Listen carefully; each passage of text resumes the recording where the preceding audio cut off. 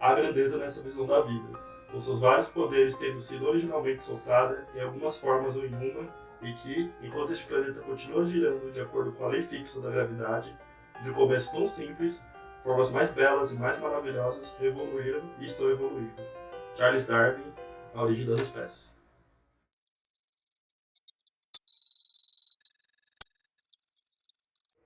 Olá, sejam todos e todas muito bem-vindos à disciplina de Ecologia Molecular. Eu sou Marcos, sou aluno da pós-graduação de Ecologia e sou pesquisador no Laboratório de Ecologia Evolutiva da Universidade de São Paulo. Eu serei seu instrutor nessa disciplina e espero que seja uma jornada muito valiosa e entusiasmante para todos.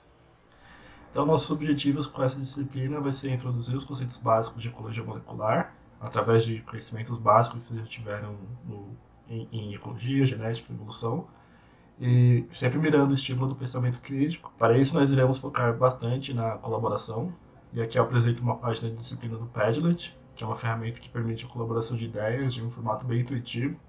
E a nossa metodologia de ensino serão aulas expositivas, no formato que vocês estão tendo essa primeira aula, com atividades que permitam tanto a integração no formato síncrono quanto assíncrono, e a leitura crítica de artigos anteriormente aos nossos encontros, ele vai ser uma chave para o melhor aproveitamento do espaço. E, por fim, nós teremos foco no desenvolvimento de uma proposta de pesquisa, e para isso a gente vai ter algumas aulas focadas em ferramentas que vão dar suporte para a elaboração desses projetos. Então, grande parte da disciplina ela será feita pelo próprio aluno. Então, a gente espera um grande protagonismo de vocês na sua própria aprendizagem. E, para isso, a participação e o senso crítico são peças fundamentais para se desenvolver aqui. E nós também esperamos e vamos ajudar a desenvolver o aluno a ter uma boa argumentação oral e escrita. Então, gente, por que a participação é importante? A participação ela representa o simulacro de atividades que fazemos na nossa profissão, e como apresentações que fazemos em congressos e a comunicação entre pares. E aqui pode ser uma ótima oportunidade para treinar e superar a timidez, por exemplo. E nesse formato EAD, os nossos encontros e atividades que vão ser usando o ambiente virtual, vai ser uma oportunidade para a gente se apropriar de ferramentas e recursos digitais e usar a gravação de vídeo, ferramentas como o Padlet para colaboração de ideias, e outros recursos que vocês podem sugerir para nossos projetos para fazer o uso. E na nossa disciplina a gente quer ao máximo promover um ambiente seguro para todas as formas de diversidade. A gente acredita que só com respeito e regularidade que é possível chegar a discussões livres baseadas na argumentação científica. Bom, e dito tudo isso, agora podemos partir para o nosso conteúdo da disciplina, fazendo uma breve introdução à ecologia molecular. E nessa aula eu vou passar por um breve histórico da disciplina de ecologia e evolução, pelo desenvolvimento tecnológico que deu corpo e origem à ecologia molecular e terminar com exemplos de aplicação. Então, na nossa primeira parte, vamos começar com a ligação entre ecologia e evolução. Seguindo uma tradição recorrente dos livros de biologia, eu vou começar com uma frase famosa do Dobzhansky, que é nada em biologia faz sentido exceto a luz da evolução. E o Dobzhansky ele foi um importante geneticista e biólogo evolutivo do século passado, e ele lecionou por anos na Universidade de São Paulo e introduziu o estudo de genética de drosófila aqui no país. E como ponto de partida, para estudar a evolução, é sempre bom a gente citar os trabalhos independentes de Darwin e Wallace, e que eles observaram amplamente a diversidade presente nas espécies, e isso seria o resultado de um processo complexo que acaba produzindo muita variação. Então aqui nessa imagem a gente vê a imagem deles e a imagem desse artigo que foi uma publicação na Linnean Society, reconhecendo o trabalho desses dois grandes naturalistas. Porém, foi somente com o livro de Darwin, publicado no ano seguinte, a carta, que foi mostrado o verdadeiro corpo da teoria. Em A Origem das Espécies, que no original tem esse nome longo que vocês estão vendo na tela, ele apresentou 5 teorias importantes. A primeira é simplesmente a tendência que as linhagens apresentam em se modificar ao longo do tempo, ou em outras palavras, a evolução propriamente dita. E a segunda é que as linhagens partem de uma mesma ancestralidade ou uma descendência comum. A terceira é que essas mudanças levam um tempo enorme para se traduzir em mudanças visíveis, e então essas mudanças elas tendem a ocorrer numa escala gradual. Isso ficou chamado de gradualismo. Em quarto, todas as mudanças que se observam na grande diversidade elas são expressas também nas populações. Na verdade, são nelas que os organismos estão mais proximamente ligados pela ancestralidade e é na população que se observa as mudanças ou flutuações das características ou traços herdados. Por fim, é a seleção natural, que é o mecanismo que garante a evolução dos traços dentro de uma população, uma vez que são os traços apresentados nos indivíduos que vão garantir as diferenças de sobrevivência e reprodução. Os indivíduos são ditos mais aptos. Porém, o Darwin ele não conseguiu explicar o mecanismo de hereditariedade, que daria o suporte necessário para a teoria dele. E a tentativa dele de hipótese de heranças misturadas, ela não explicava a manutenção da variação. Na verdade, haveria uma tendência de diminuir a variação com essa teoria. E foi somente com a descoberta dos trabalhos de Mendel, ou a herança particulada, que foi possível mostrar o mecanismo por trás da teoria que o Darwin apresentou. A descoberta dos trabalhos de Mendel só ocorreu cerca de 4 décadas após o seu falecimento. O período que se deu a reconciliação das leis de Mendel com a teoria de Darwin, ele ficou conhecido como a síntese moderna.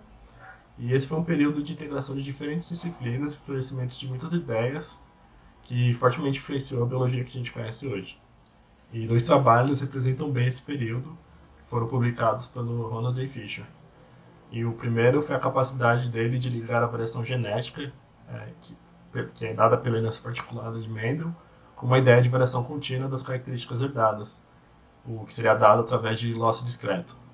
Então aqui na imagem a gente vê uma variação de características que ocorre conforme uma distribuição normal, e essas características, elas mudando com o longo do tempo, como a gente vê aqui do azul para rosa, eles tenderiam a obedecer também a mesma configuração que é dada pelos loci.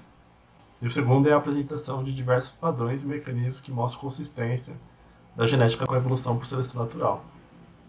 E aqui nós temos um exemplo que já era conhecido previamente a síntese, que é o melanismo industrial.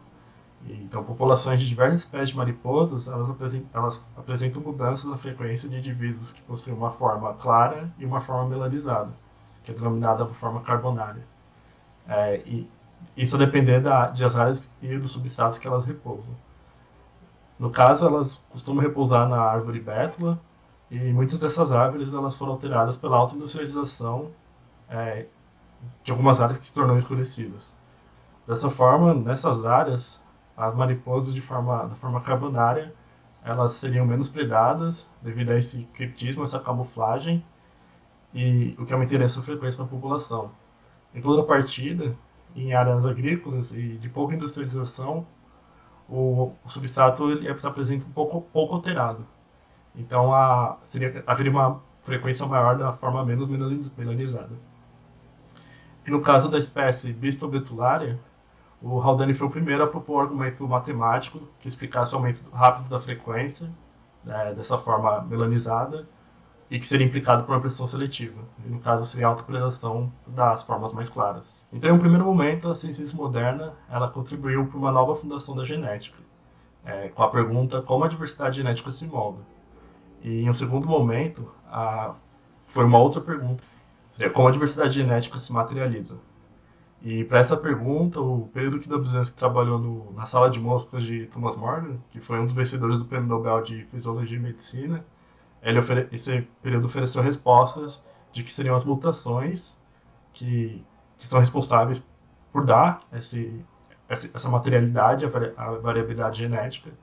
E ele chegou com a ideia de que as mutações elas estão ocorrendo a todo momento, e porém são um pequeno número delas que podem aumentar de frequência e participar de toda essa variabilidade genética que estão presentes nas populações.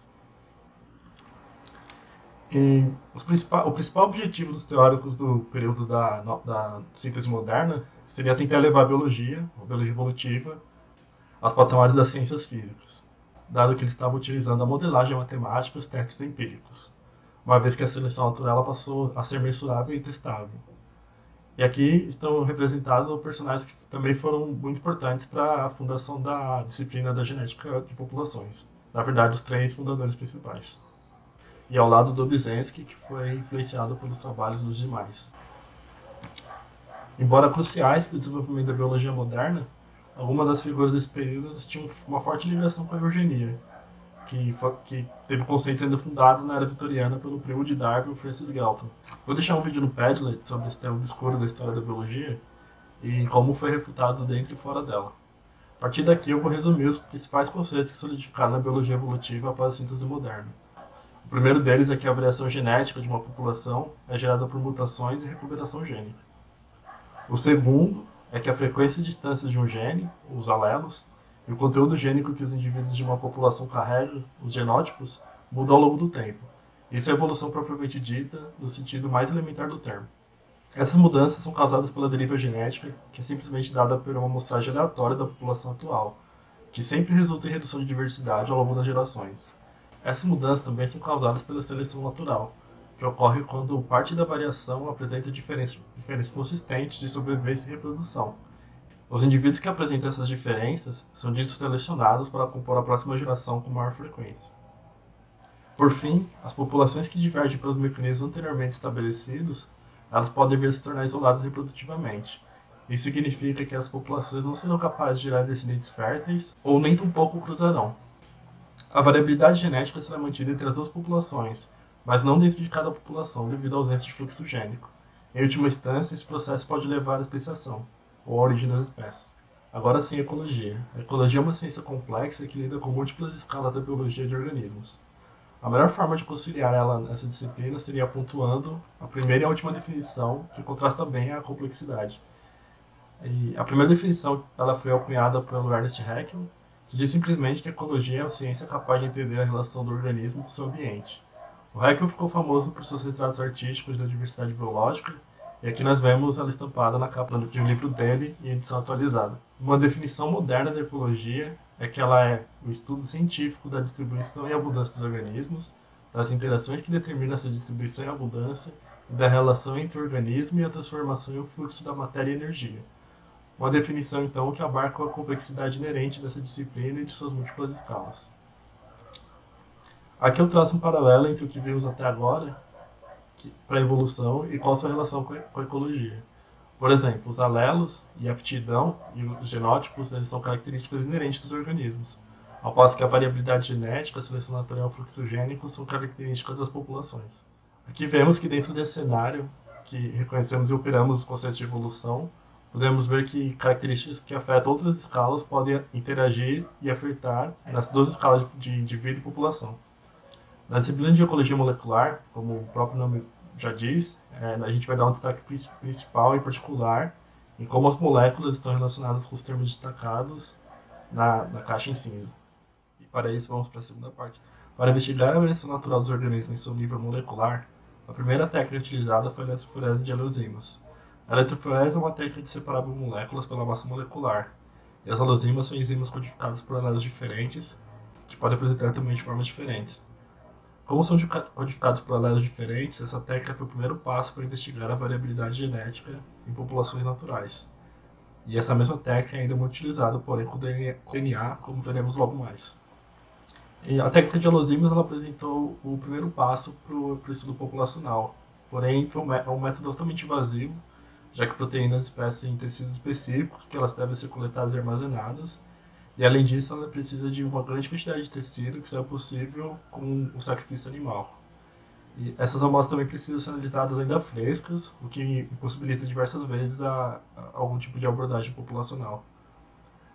Além disso, as alozimas elas também só expressam uma pequena parte da variação genética, e em muito caso a variação ela pode estar mascarada por apresentar um tamanho molecular próximo à outra forma. Aqui a gente está vendo o dogma central da biologia molecular, em que DNA transcreve RNA e o RNA, por sua vez, é traduzido em proteína. E aqui eu coloquei um ponto de interrogação, porque na verdade a gente sabe que existe grande interação entre esses três fatores no controle da expressão gênica. Mas aqui eu não vou entrar em detalhes sobre isso. Porém, esse diagrama pode ser interessante se olharmos no sentido contrário, porque pode expressar um nível de estabilidade molecular, sendo o DNA a molécula mais estável. E ela, inclusive, mantém sua estrutura em um período razoável de tempo, quando há temperatura ambiente após a extração. E a molécula de DNA ela possui toda a informação genética do organismo e ganhou um especial destaque para os estudos de genética e evolução após o desenvolvimento da técnica de PCR. Essa técnica foi desenvolvida por Kary Mullis, e ele também ganhou o prêmio Nobel por esse passo da genética, da biologia molecular. e ela permite ao pesquisador focar em determinado segmento da cadeia de DNA e investigar, por exemplo, um gene em uma região. E a técnica consiste numa mistura do DNA extraído de uma solução tampão, primers que são iniciadores de um processo de replicação e a enzima DNA polimerase. E muitas bases nitrogenadas que vão ser utilizadas para fazer a polimerização. Nós usamos termocirculadores para fazer essa reação e o primeiro passo ele consiste na denaturação da molécula de DNA, que torna as fitas duplas são transformadas em fitas simples, e posteriormente o anelamento junto com os iniciadores, os primers, na região de interesse, que ocorre a extensão, que consiste na polimerização propriamente dita. E são feitos diversos ciclos desse processo, e no final se terá cerca de 68 bilhões de cópias somente do segmento de interesse. Cópias de outros tamanhos também são amplificadas, mas o interessante da técnica é que somente os trechos pequenos eles vão aumentar de tamanho de uma forma exponencial. Os primers eles são iniciadores de replicação sintéticos que contêm uma pequena cadeia de nucleotídeos que vão se ligar à cadeia de DNA por similaridade. E dessa forma é possível desenvolver primers universais que permitem a amplificação de trechos de DNA de diversas espécies de organismos, e você pode fazer comparação entre esses trechos, mas também primers específicos que se ligam somente a uma cadeia de uma espécie. E praticamente qualquer material orgânico que possui DNA. E para pesquisa a gente pode mirar tanto no DNA genômico de organismo, que pode ser obtido coletando amostras de sangue, pelos, fezes, tecidos ou mesmo o organismo todo no caso de pequenos insetos ou colônias de micro-organismos. O DNA ambiental ele já mira uma amostra do ambiente e com isso permite coletar diversos traços genéticos ali presentes. O DNA antigo ele já consiste em amostras de museus que possuem o DNA, em geral em forma degradada, mas que ainda assim permite algum tipo de reconstrução e estudos biológicos paleontológicos. E após a técnica de PCR, uma técnica fundamental para o estudo de genética e evolução foi a de sequenciamento de fragmentos de DNA. Essa técnica se assemelha ao PCR, porém ela utiliza um único primer e possui muitos nucleotídeos livres contendo um finalizador de cadeia ligado a um marcador fluorescente. Esses fragmentos vão se ligando a moléculas de diferentes tamanhos e depois se faz a separação por tamanho para uma eletroforese, e o que permite ordenar essa sequência. E aí um laser vai fazer a leitura do gel e um cromatograma vai ser gerado com um arquivo de saída. Isso vai conter picos de excitação que identifica a base nitrogenada e o ponto que ela ocorre na sequência. Então o resultado você vai ter a informação daquela sequência. E aqui por último, o sequenciamento de nova geração ele é uma técnica de sequenciamento em larga escala. Ele é capaz de analisar milhões de fragmentos em um único teste e com maior precisão que o método Sanger para sequências bem largas e com custo muito menor. No caso do sequenciamento Illumina, o processo inicia com a fragmentação do DNA genômico e esses fragmentos eles vão ser ligados a adaptadores que por sua vez vão se ligar a uma superfície de leitura e formar pontos de amplificação. E após a amplificação, a formação de um cluster de clusters que vão obter muitas cópias de um mesmo fragmento e finalmente as bases nitrogenadas com marcadores fluorescentes eles vão ser adicionados à cadeia e uma luz emitida vai detectar a frequência com que cada sequência e cada fragmento de DNA está presente naquele cluster. E o resultado de um sequenciamento de nova geração eles são milhões de reads de leitura de pequenos fragmentos que podem ser usados, por exemplo, para remontar um genoma inteiro de um organismo. E ao longo das últimas décadas, o que se observou com o desenvolvimento das tecnologias de obtenção de dados genômicos foi um aumento exponencial na capacidade em quilobases de se obter DNA e de sequenciamento por dia, e uma diminuição acentuada nos custos de sequenciamento. E a ecologia molecular ela se consolida em uma fase em que a obtenção desses dados está ficando cada vez mais acessível. E por fim, a gente chegou na nossa última etapa da aula de hoje e eu gostaria de discutir alguns exemplos de abordagens moleculares em ecologia. E aqui podemos começar, nessa altura da aula, a definir o que é ecologia molecular. E aqui eu faço uma citação da revisão da Rose Randall em 2013, em que a ecologia molecular é uma ciência multidisciplinar, na qual as ferramentas e métodos de biologia celular, genômica e bioinformática se fundiram com a teoria, os conceitos e as abordagens da biologia de organismos, ecologia, evolução, conservação e comportamento. E como exemplo final para essa aula, vamos revisar uma abordagem molecular para o caso clássico de análise industrial que nós vimos anteriormente. E aqui um trabalho de 2011, esses pesquisadores mapearam o genoma inteiro dessa mariposa e encontraram que o único trecho do genoma é responsável pela variação da coloração, carbonária ou não carbonária. E os indivíduos da forma carbonária eles possuem um único apótipo do gene mitocondrial, que mostra uma alta similaridade entre eles. E isso sugere uma forte seleção positiva e recente ocorrida nessa população. E esse mesmo grupo, eles publicaram um artigo em 2016, mostrando as bases moleculares da seleção, e no caso, a região do genoma responsável pela variação da coloração se deu para o único evento de recombinação que se constitui na inserção de um transposon na região intrônica, que é a região não codificável, mas que é influente na controle da expressão gênica, desse gene córtex. E essa inserção ela ainda foi datada para o ano de 1819, que foi um período anterior à Revolução Industrial, mas nesse caso se mostra o mecanismo por trás da geração e presença de formas alternativas de um gene, no caso alelos, que depois podem vir a sofrer efeitos de seleção natural. E aqui a gente chega ao final da aula, e aqui eu quero dizer que os próximos exemplos de abordagens eles serão dados por vocês. E os temas dos seminários em grupo, eles estão destacados aqui e lá no Padlet. E aqui nós esperamos que vocês realizem um vídeo de apresentação, utilizando e apropriando das ferramentas digitais, como já dissemos anteriormente.